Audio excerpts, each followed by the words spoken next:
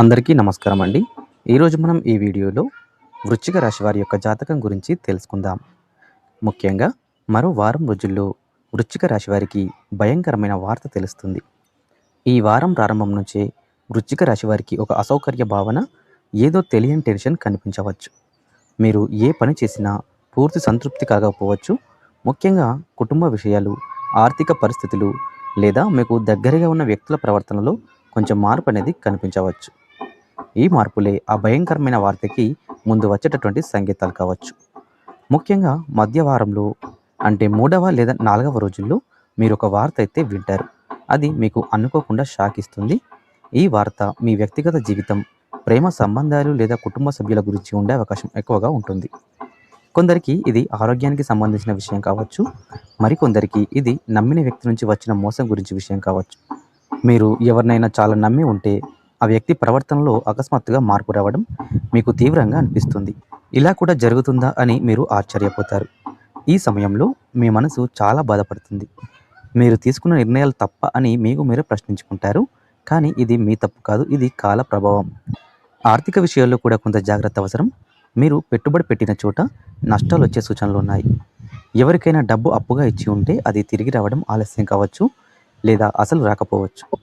అందువల్ల ఈ వారం మీరు కొత్తగా ఎలాంటి పెట్టుబడులు పెట్టకపోవడమే మంచిది. అలాగే ఎవరికైనా పెద్ద మొత్తంలో డబ్బు ఇవ్వడం కూడా నివారించండి. కుటుంబంలో పెద్దవారికి సంబంధించిన ఆరోగ్య సమస్యలు బయటపడే అవకాశం ఉంది. ఈ వార్త మీకు చాలా బాధ కలిగిస్తుంది.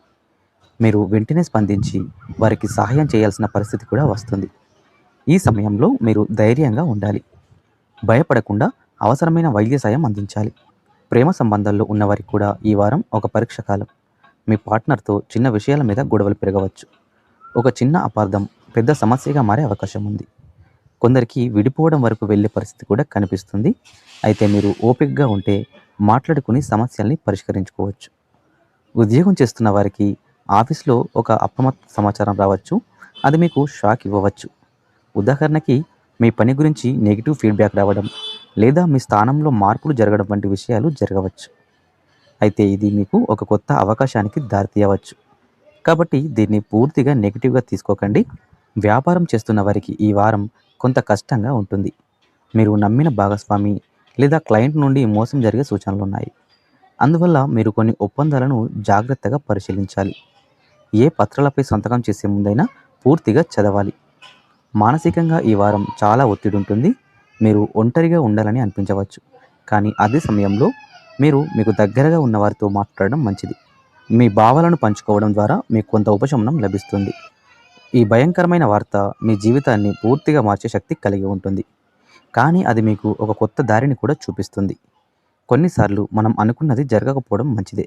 ఎందుకంటే దానివల్ల మనకి ఇంకా మంచి అవకాశాలు వస్తాయి. ఈ సమయంలో మీరు చేయాల్సింది ఒకటి, ధైర్యంగా ఉండడం. ఏ పరిస్థితి వచ్చినా సరే మీరు తట్టుకుని నిలబడగలరు అనే నమ్మకం మీలో ఉండాలి. మీరు తీసుకునే ప్రతి నిర్ణయం కూడా జాగ్రత్తగా ఉండాలి. త్వరగా నిర్ణయాలు తీసుకోవడం మానుకోండి. పరిహారాల విషయానికి వస్తే మీరు ప్రతిరోజు ఉదయం శివుడిని ప్రార్థించడం మంచిది.